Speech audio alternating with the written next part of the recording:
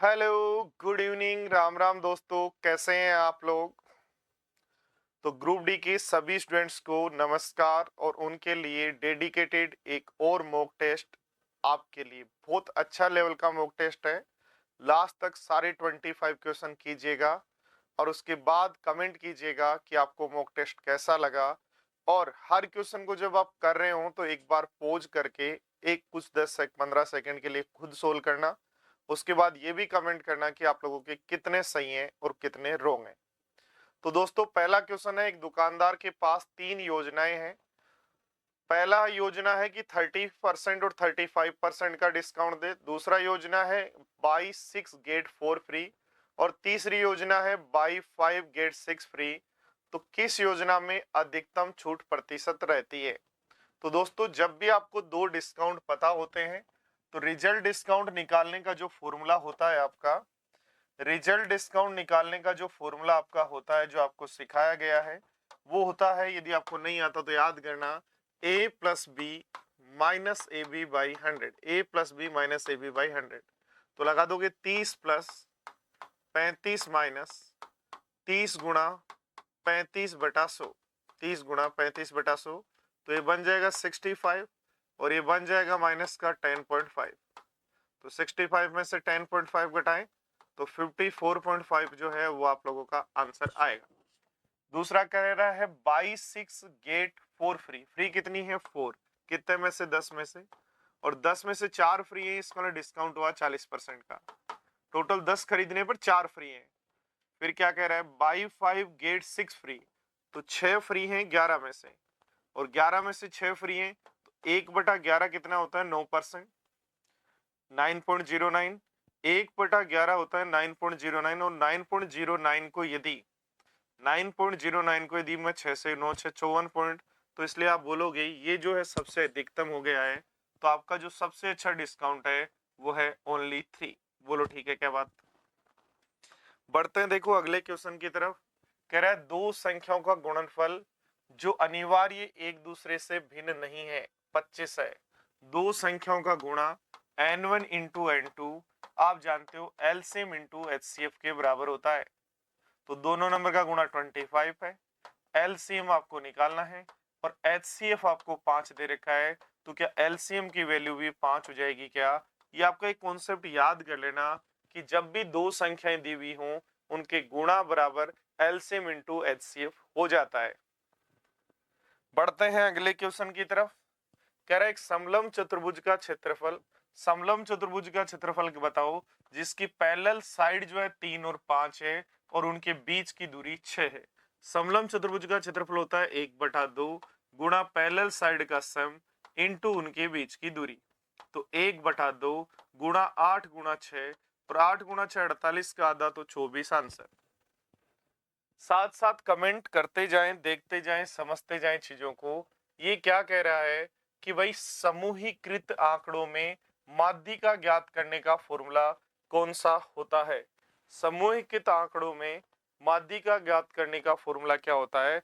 तो वो आपको यदि पता हो तो याद रखना, वो होता है B, L plus n/2 minus C F upon F into H. F into H. Next पढ़ो, देखो दो धनात्मक संख्याओं का योग 45 है और उनका अंतर 19 है, तो वो संख्या क्या होंगी? अंतर यदि 19 है, ध्यान दो, दो संख्याओं का योग 45 है, अंतर यदि 19 है। मान लो एक सास को अपनी दो बहुएं हैं, उनको 45 रुपए देने हैं और एक बहू को 19 ज्यादा देना चाहती है, जिससे वो ज्यादा प्यार करती है, जो उसकी ज्यादा सेवा करती है। तो उसने क्या किया, जिसको ज्यादा देने उसको पहले ही 19 ज्यादा दे दिए। 45 में से जिसको ज्यादा देने थे ना 19, क्योंकि एक के 19 ज्यादा है, उसको पहले ही 19 ज्यादा दे दिए। तो 45 में से 19 उसको दे दिया, तो 26 रुपए बचे क्या उसके पास। और 26 दोनों बहुओं को बराबर बराबर दे देगी। तो एक को कितने मिले? 13। और एक को कितने मिले? तो आप बोलोगे सर 32। और 13 और 32 फिर आंसर हो जाएगा।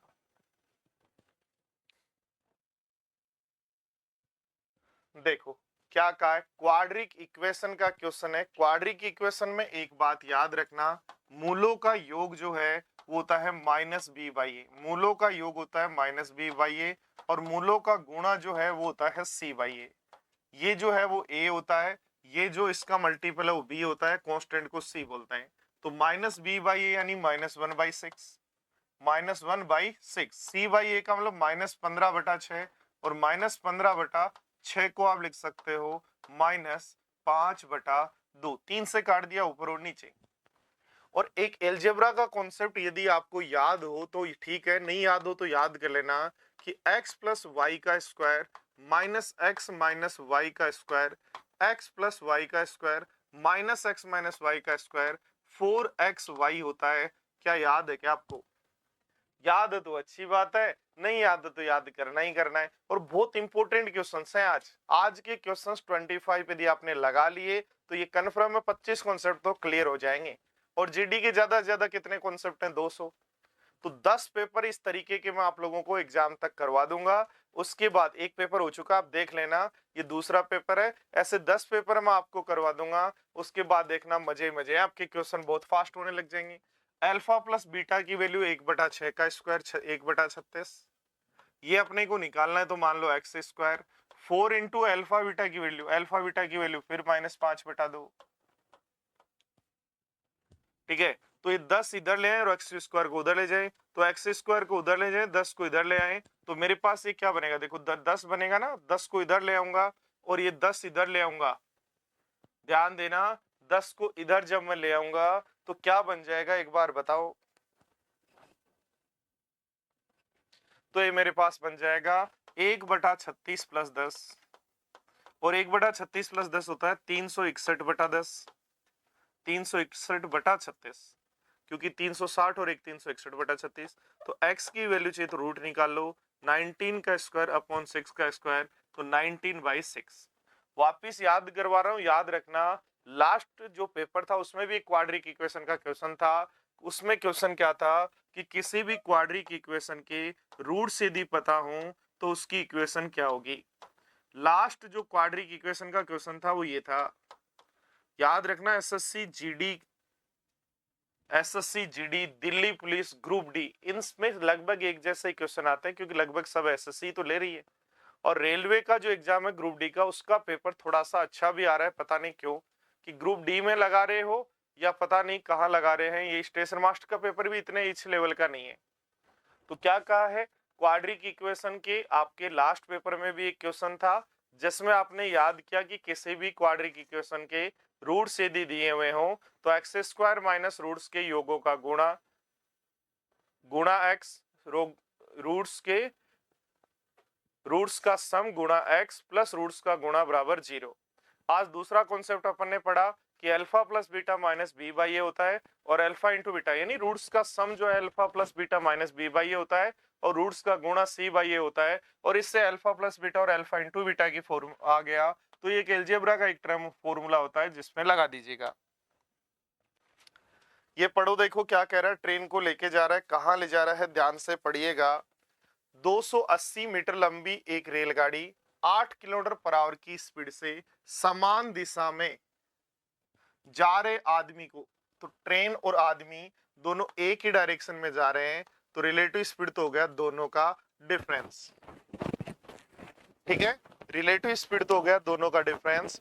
और ध्यान दो बोर्ड पर, अब क्या कहा है, ट्रेन आदमी को ट्रेन जो है 16 सेकंड में पार करती है, तो लिखेंगे 280 मीटर बटे 16, और ये किलोमीटर पर आवर में है इसलिए 18/5 से गुणा। बोलो बात समझ आई क्या? ध्यान देना, 2 से काटना 9 बार और 2 से काट देना 8 बार, और 8 5 40 से यदि काट दें तो 7 चौक 28, तो 8x की वैल्यू जो है क्या मेरे पास 9 7 63 और 8, ध्यान दो 9 7 63 और 8, 63 और 8 71 हो जाएगा। क्या बोलो x की वैल्यू? तो क्या कहा, ट्रेन की स्पीड x, आदमी की स्पीड 8, दोनों सेम डायरेक्शन में जाते हैं। ट्रेन की लंबाई बटा टाइम हो गया आपका डिस्टेंस अपॉन टाइम बराबर स्पीड, और स्पीड मीटर पर सेकंड में आ रही है तो किलोमीटर पर आवर में चेंज करो तो x की वैल्यू आ जाएगी। इस रेलगाड़ी को 37 किलोमीटर पर आवर की स्पीड से सम्मुख दिशा से आ रही 380 मीटर लंबी रेलगाड़ी, तो अपनी रेलगाड़ी की लंबाई कितनी है 280, सामने से आ गई 380, तो दोनों ट्रेन की लंबाई होगी 660। और ध्यान दो अपनी ट्रेन की स्पीड है 71, सामने से जो आई वो 37, तो दोनों ट्रेन की स्पीड हो गई 108। ये मीटर में है तो मीटर पर सेकंड में चेंज कर लेंगे, 5/18 से गुणा करेंगे, 18 से काटेंगे 6 बार, 30 से काट देंगे 22 बार, तो आंसर 22 हो जाएगा। ट्रेन के केस में एक याद रखो, स्पीड निकालना है तो relative distance upon time, speed निकालना है तो रिलेटिव डिस्टेंस अपॉन टाइम, और टाइम निकालना है तो relative distance upon relative speed. ये ट्रेन के दो छोटे छोटे फॉर्मूले हैं, इनको यदि हम याद रखते हैं तो ट्रेन वाले सारे क्वेश्चन में तो हम आदमी को ट्रेन में बिठाई देते हैं और ट्रेन के लिए तैयारी कर रहे हैं कि भाई कैसे भी ट्रेन में अपन बैठ जाए। बढ़ते हैं अगले क्वेश्चन की तरफ, फिर ध्यान दीजिएगा। देखो एसएससी सीजीएल में भी ऐसा क्वेश्चन नहीं आता है जो ग्रुप डी में आपको आने की संभावना है और आ भी चुका है।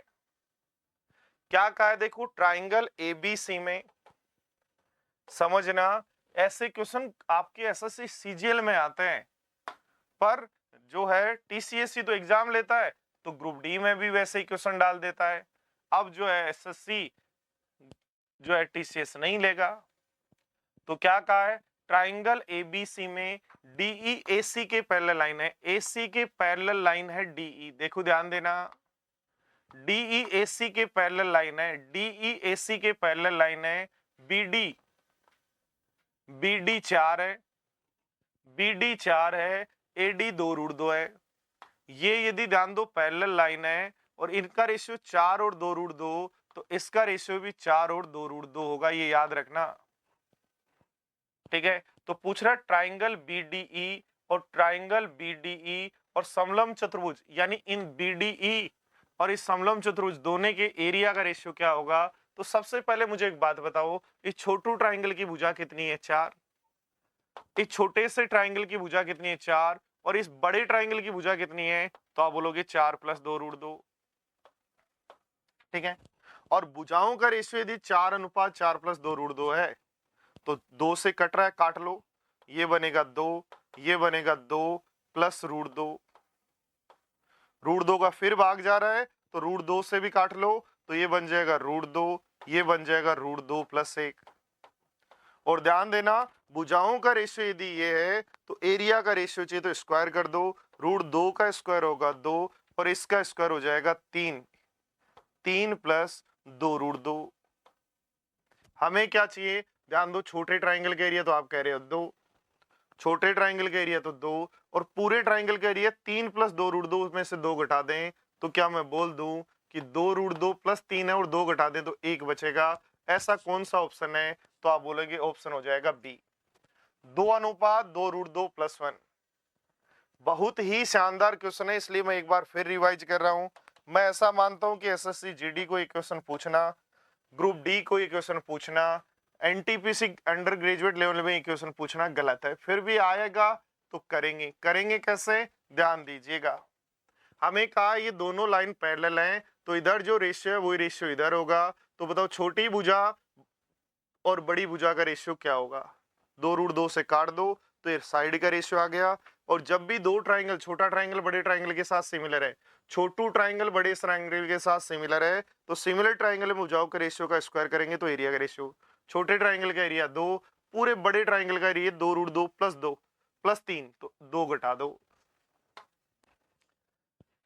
ये क्या कह रहा है, समबाहुभुज का बाह्य कोण, समबाहुभुज का बाह्य कोण होता है 360/n, और जो दे रखा है 40 डिग्री। भाई साहब ये क्वेश्चन हमसे पूछोगे आप, हाँ तो बता देंगे, एग्जामिनर इजी भी देगा, हार्ड ही हार्ड नहीं दे रहा है, ये याद रखना। एक समबाहुभुज के बाह्य कोण कितने होते हैं, तो बाह्य कोण 360/n होता है। और अंतः कोण यदि पूछता तो, अंतः कोण पूछता तो n-2 × 180/n कर देते। तो एक एक्सटीरियर एंगल की वैल्यू 360/n, एक इंटीरियर एंगल की वैल्यू तो n-2 × 180/n हो जाएगा। पढ़ो देखो क्या कह रहा है, देखो ध्यान दो, 2 टेबल और 3 चेयर का मूल्य 540, 2 टेबल और 3 चेयर का मूल्य 540। फिर कह रहा है 2 टेबल और 1 चेयर का मूल्य 470। तो भाई साहब क्या कहना चाह रहे हो, घटा दो, ये तो कैंसिल आउट। 2 चेयर की प्राइस आ जाएगी 70, 2 चेयर की प्राइस आ जाएगी 30, सॉरी 70। 2 चेयर की प्राइस आ जाएगी 70, तो 1 चेयर की प्राइस आ जाएगी 35। कह रहा है 5 चेयर की प्राइस बताओ, तो गुणा कर दो 5 से, तो 175 आंसर। इजी भी देगा, हार्ड भी देगा। यहाँ सेम था इसलिए कुछ नहीं किया। ध्यान दो, यहाँ टेबल सेम नहीं होती तो उसको सेम कर लेते। जैसे ऊपर 2 टेबल होती, नीचे 3 टेबल होती, तो ऊपर वाली इक्वेशन को 3 से गुणा करते, नीचे इक्वेशन को 2 से, फिर टेबल कट जाती तो 1 चेयर की प्राइस आ जाती, और 1 चेयर की प्राइस जब आ जाती है तो 5 चेयर की निकाल सकते हो। फिर ट्रिग्नोमेट्री का एक बेहतरीन सा क्वेश्चन देखो, ध्यान दो एक बात, मुझे एक बात बताओ, जो ए की वैल्यू पूछी गई है उसके लिए इसको मैं क्या सोल्व कर सकता हूं? कुछ नहीं करना, स्क्वायर कर दो भाई, सिंपल सा बनेगा sine square beta cosec square beta 2 sine beta cos beta cosec beta, फिर स्क्वायर कर दो आगे का, तो बन जाएगा sec square beta cos square beta और minus 2 sec beta cos beta और बराबर है a plus tan square beta plus cot square beta. ध्यान दो, देखो ये 1 बन गया, ये भी 1 बन गया, और 2 से 2 कट गए तो काम खत्म। साइन स्क्वायर बीटा और कोस स्क्वायर बीटा होता है 1, कोसेक स्क्वायर बीटा होता है 1 plus cot square beta, sec square beta होता है 1 प्लस टेन स्क्वायर बीटा, और आगे दिया है a टेन स्क्वायर बीटा और कोट स्क्वायर बीटा। देखो टेन स्क्वायर को साथ लेके गया, कोट स्क्वायर को साथ लेके गया, तो a की वैल्यू कितनी बच गई? तो कुछ नहीं किया, देखो 3 स्टेप्स हैं, 3 चीजें हैं यहाँ जो समझनी है। पहला हमें स्क्वायर चाहिए तो स्क्वायर को ओपन करो, दूसरा साइन इंटू कोसेक और सेक इंटू कोस 1 होता है, दूसरी बात। तीसरी sine square theta cosec square, sine square theta plus cos square theta 1 होता है। चौथी बात cosec square theta 1 plus cot होता है, और पांचवी बात sec square theta 1 plus tan square होता है। और ऐसे करते चले जाओगे तो आपके क्वेश्चन होते ही चले जाएंगे।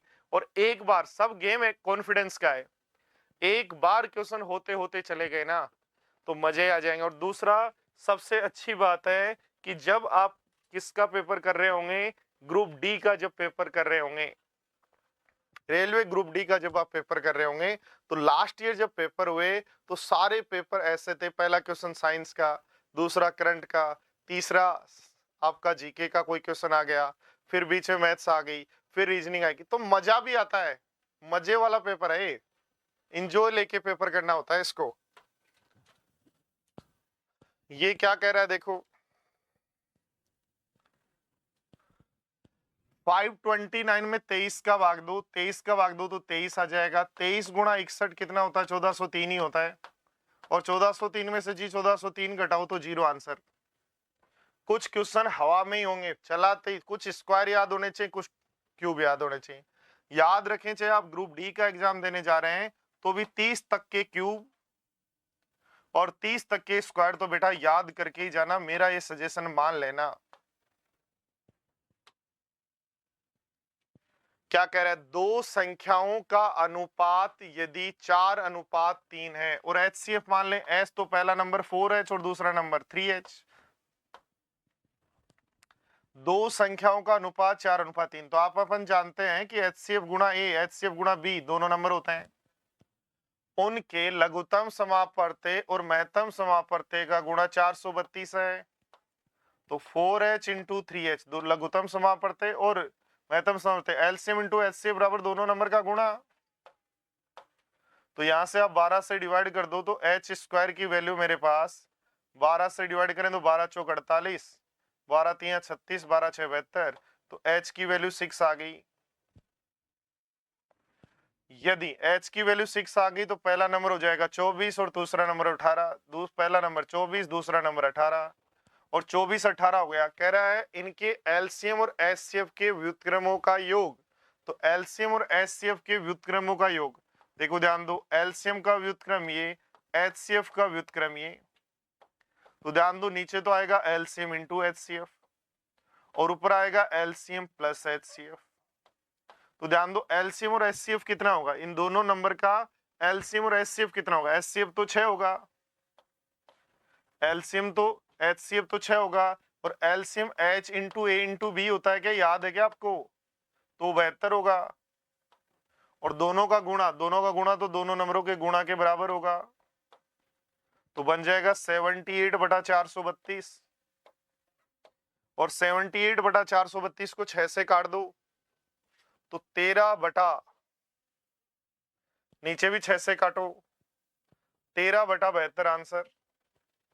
क्या किया अपन ने, सबसे पहले याद रखना N1 और N2 की जब भी बात करें तो पहला नंबर HA होता है और दूसरा नंबर HB होता है। H यहाँ HCF को बोलते हैं और A और B जो है वो यहाँ बोलते हैं रेशियो को। तो रेशियो मेरे प्यारे साथियों दिया हुआ है, H से गुणा करोगे तो नंबर आ जाएंगे, और नंबर जब आ जाएंगे तो लिख दो दोनों नंबर का गुणा, एलसीएम इंटू एचसीएफ के बराबर ही होता है। तो यहाँ से H की वैल्यू आ जाएगी, H आ गई तो नंबर्स भी आ गए, और नंबर्स आ गए तो एलसीएम एचसीएफ भी आ जाएगा। ये पढ़ो, देखो क्या कह रहा है। एक डीलर 50, 40 और 30 रुपए प्रति किलो की दर से सेव खरीदता है, 2, 4 और 9 के अनुपात में मिश्रित करता है और 30% लाभ पर बेचना चाहता है, तो 1 किलोग्राम किस मूल्य पर बेचेगा। क्वेश्चन को होल्ड करें, आंसर्स दें, फिर देखें कि आपने कैसे किया और मैंने कैसे।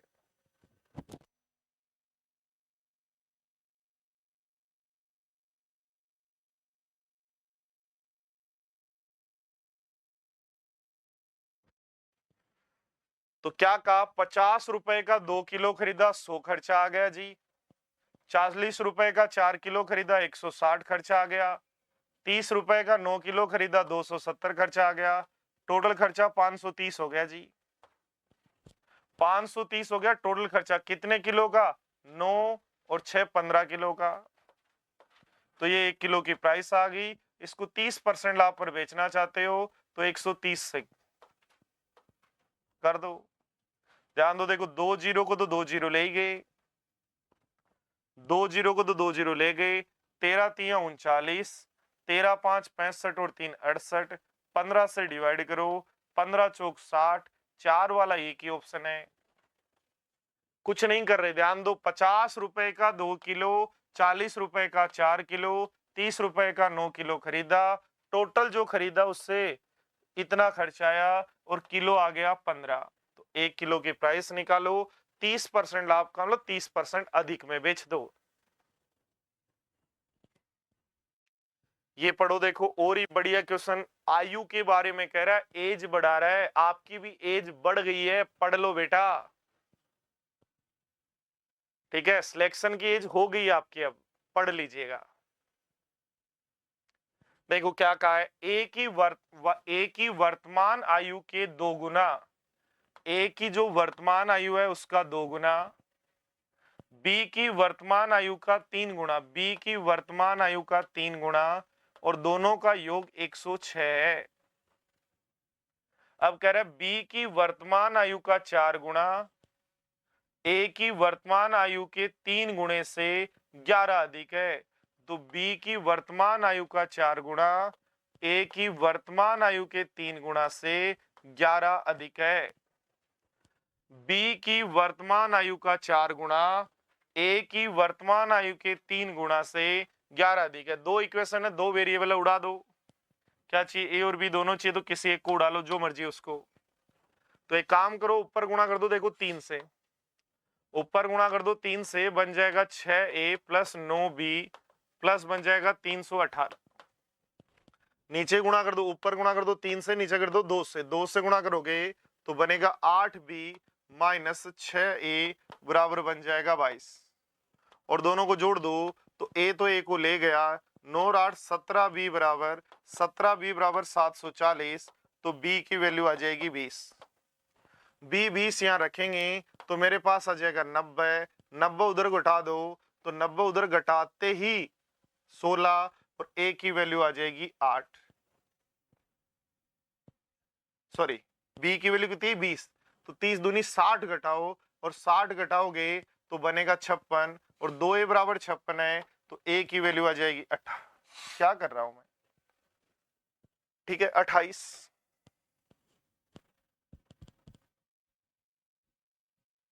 अड़तालीस और 8 क्या पूछ रहा है, एक बार थोड़ा सा ध्यान देना, देखो क्या कहना चाह रहा है भाई, थोड़ा सा समझ लो, समझो, देखो कितना फंसाने की कोशिश कर रहा है। शांति के साथ सोचो,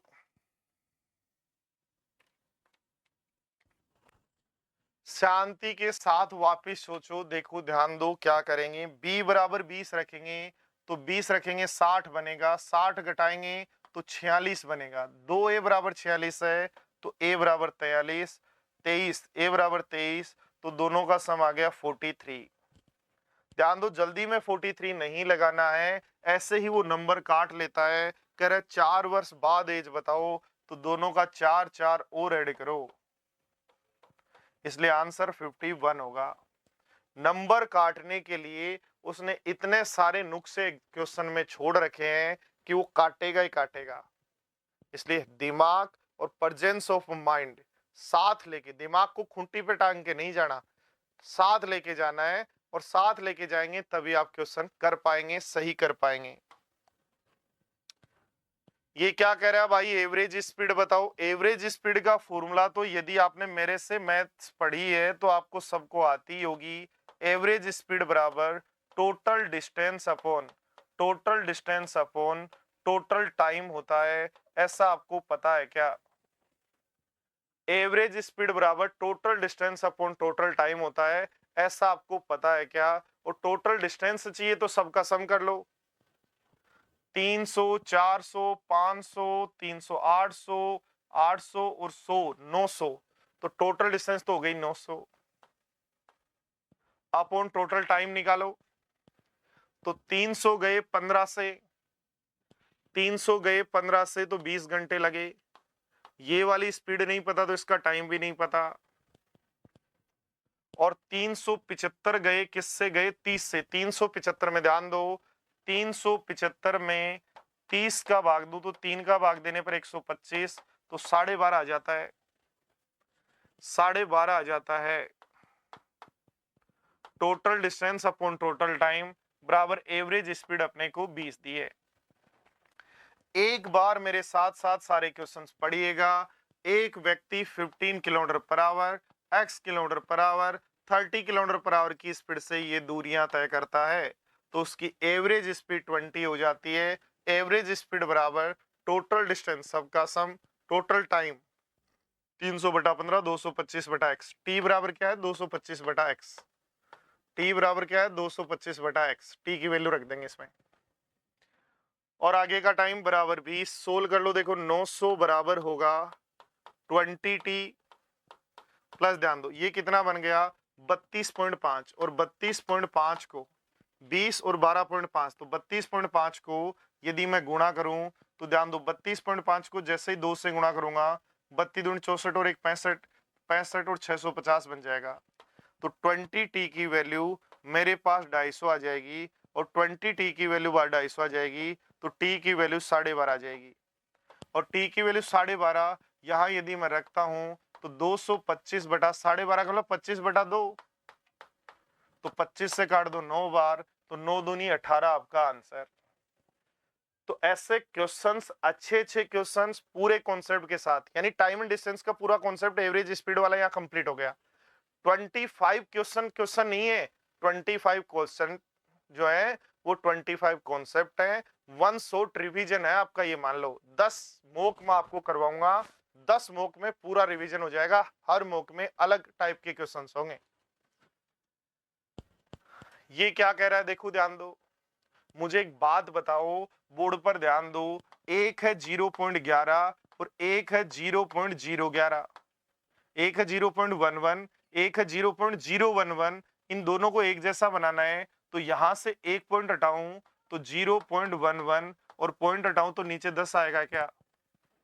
तो ध्यान दो, ऊपर जो नंबर है उसको 0.11 का स्क्वायर ऐसा का ऐसा रख रहे हैं, और नीचे जो नंबर है सभी को, आगे भी ऐसे ही करेंगे, सभी को नीचे जो क्या कर रहे हैं 0.11 बना रहे हैं, तो नीचे मेरे पास 10 आ जाता है।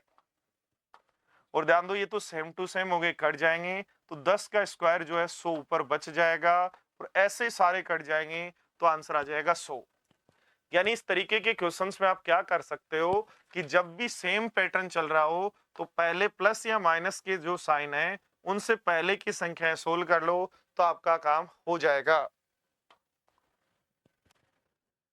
ये क्या कह रहा है, x square minus 4x plus 4 बराबर 0, तो ये तो x माइनस 2 का होल स्क्वायर हो गया, तो x की वैल्यू तो भाई साहब 2 हो गई, और x की वैल्यू 2 हो गई तो रखो x का 2 का क्यूब 8, 2 का स्क्वायर 4, 2 रखोगे तो 1/5, 2 यानी 0.5, 2 रखोगे तो 1/4 का मतलब 0.25, तो 12.75 आंसर हो गया। X square minus 4x plus 4 तो x माइनस 2 का होल स्क्वायर है, और ऐसा यदि है तो x की वैल्यू 2 हो गई, और 2 हो गई तो x की वैल्यू 2 पुट कर दो। कह रहा है कि इस इक्वेशन के कितने रूट होंगे, भाई साहब क्वाड्रिक इक्वेशन है तो 2 रूट होंगे, ये तो सोचने की जरूरत नहीं है। जब इक्वेशन स्क्वायर में रूट 2 है, क्यूब होते तो 3 होते, पावर 4 होती तो 4 होते, इसमें सोचना क्या है, जितनी पावर होगी उतने ही रूट होंगे। देखो क्या कहा गया है, सिक्कों की जो संख्या है, कृष्णा के पास इस अनुपात में सिक्के हैं, और 25 पैसे के सिक्के हैं 100। तो ध्यान दो बोर्ड पर, कृष्णा के पास 1 रुपए, 50 पैसे और 25 पैसे के सिक्के हैं। कृष्णा के पास 1 रुपए, 50 पैसे और 25 पैसे के जो सिक्के हैं, उनका सिंपलेस्ट रेशियो 4 से गुणा कर दूं क्या? और 4 से यदि मैं गुणा कर दूं तो 1:2:2 होगा, बोलो ये से नो। तो फॉर्मेट हो गया, नंबर ऑफ कॉइन हो गया, पर नंबर ऑफ कॉइन में कह रहा है 25 पैसे के कॉइन्स की संख्या 100 है, तो 2 की वैल्यू 100 है, 2 की वैल्यू 100 है तो 2 की वैल्यू 100 होगी, और 1 की वैल्यू 50 होगी। और ध्यान दो 50 कॉइन 1-1 रुपए वाले हैं तो 50 रुपए बनेंगे, 50 कॉइन 1-1 रुपए वाले हैं तो 50 कॉइन बनेंगे, 100 कॉइन 50 पैसे वाले 100 कॉइन है, बट उसका मूल्य 50 पैसे का मतलब 1/2 है, तो रुपए इन फॉर्मेट इनटू वैल्यू करते ही, number of coin into format करते ही फिर रुपए आ गए। फिर 100 कॉइन है 25 पैसे के रूप में, तो 25 पैसे का मतलब वही 4 कॉइन से 1 रुपया बनेगा, तो 25 ये आ गए, तो टोटल रुपए कितने हैं? तो क्या किया, ये तो फॉर्मेट है, ये नंबर ऑफ कॉइन का रेशियो था जिसको सिंपलेस्ट रेशियो में चेंज कर लिया, इसको भी हमें छोड़ना होगा क्योंकि 2 की वैल्यू दी गई है।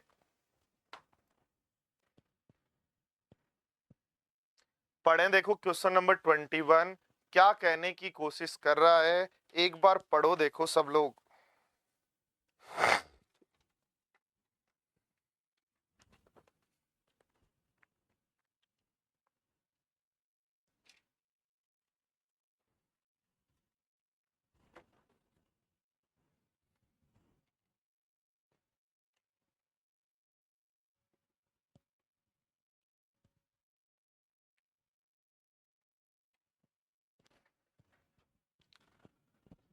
देखो मेरे प्यारे साथियों, एक व्यक्ति 36 मील पर आवर की चाल से 2 घंटे और 1/4 और, तो 1 घंटे में 36 जाता है, 2 घंटे में 36 और 36 72 चला जाएगा, और 36 और 36 72 तो चला ही जाएगा, और अगले घंटे 1/4 ही चलता है, पूरा नहीं चलता, तो 36 का 1/4 9 और जाएगा। अगला व्यक्ति जो है वो 56 मील चलता है, तो 1 घंटे में तो 56 तो जाएगा ही जाएगा, और अगले घंटे में 56 का पूरा घंटे नहीं जाएगा, 3/4 ही जाएगा, तो 14 3 42 हो जाएगा। और ऐसा यदि मेरे पास है तो जोड़ लो, 6 6 12 6 3 18 2 20 9 हासिल 2, हासिल 2 गया, तो मेरे पास बन गया 179। बोलो समझ आया क्या? कुछ नहीं कर रहे, सीधा सा आप ऐसा कर सकते हो, speed into time 9/4, speed into time 56 गुणा 1 सही 3/4 को 7/4, या अलग अलग लिख लो भाई, 36 की स्पीड से 2 घंटे और 15 मिनट और 56 की स्पीड से 56 1 घंटे में और 3/4 घंटे में और कितना जोड़ लो। कह रहा है ब्याज की गणना वार्षिक आधार पर करते हुए चक्रवृद्धि ब्याज पर धनराशि 36,000 की 6 वर्ष में स्वयं की 3 गुना हो गई। तो 6 वर्ष में यदि 3 गुना हो गई तो बताओ 18 वर्ष में क्या होगी। तो ध्यान दो, ये 3 गुना हुआ, गुना टाइम कितना गुना हो गया 3, जितना गुना सेमी टाइम होता है उतना ही पावर हो जाता है, तो 3 की पावर 3 यानी 27 गुना हो जाएगा। तो 27 गुना हो जाएगा 36,000 का, 36,000 का 27 गुना हो जाएगा, तो 3 जीरो तो आएंगे आएंगे, 27 या 81, 81 के बाद 27 6 जो है 14 और जोड़े तो 972,000 बन जाएगा। बोलो ठीक है क्या बात।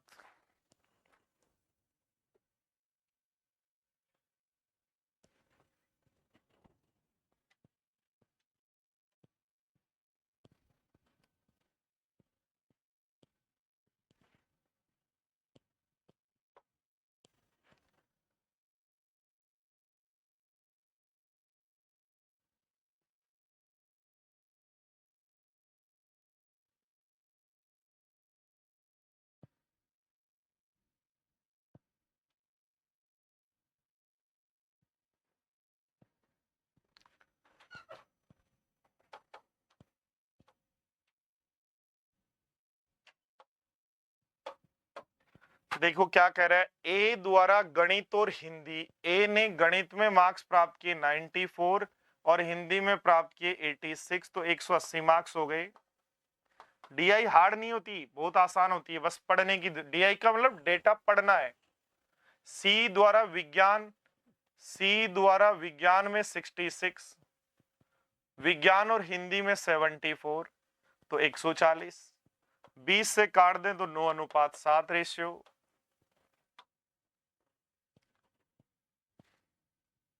टंकी का क्वेश्चन तो बड़ी टंकी के क्वेश्चन का आ गया, कोई गांव की टंकी, इतना बड़ा क्वेश्चन गांव की टंकी का होता है। क्या कह रहे हैं, 4 पाइप जुड़े हैं जिनमें से 2 पाइप भरने का काम करते हैं, 2 खाली करने का। अकेले खोले जाने पर पहले 2 पाइप जो भरने का काम करते हैं वो 40 सेकंड में टंकी को भरते हैं, दूसरे 80 सेकंड में, सेकंडों में भरी हुई टंकी, कोई बड़े पाइप है। जबकि अकेले खोले जाने पर अंतिम 2 पाइप 80 सेकंड में खाली करता है और 160 सेकंड में खाली करता है। कुछ नहीं करना, टोटल वर्क ले लो 160, इसकी इफिशियंसी 4, इसकी इफिशियंसी 2, इसकी इफिशियंसी -2 और इसकी -1। तो 6 टंकी में पानी भरने चाहिए थे, 3 ही भरे, तो कितने समय में भर देंगे। 160 में 3 का भाग देना तो 53.33।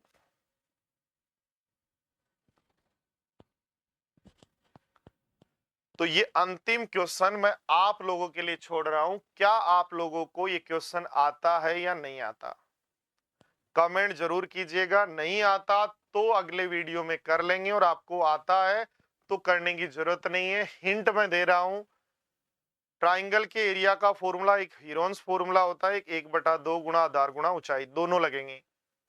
15, 28 और 41 का एरिया हीरोन्स फॉर्मूले से निकालेंगे, और 28 के लिए 1/2 28 गुणा h लगा देंगे। हिंट मैंने दिया है, कमेंट आपको करना है क्या इसका आंसर होगा।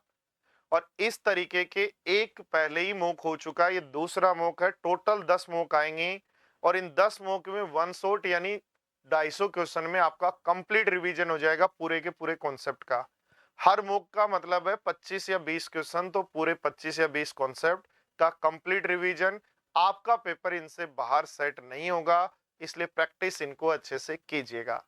तो अगले मॉक में फिर मिलते हैं, तब तक के लिए जय हिंद प्यारे साथियों, गुड नाइट।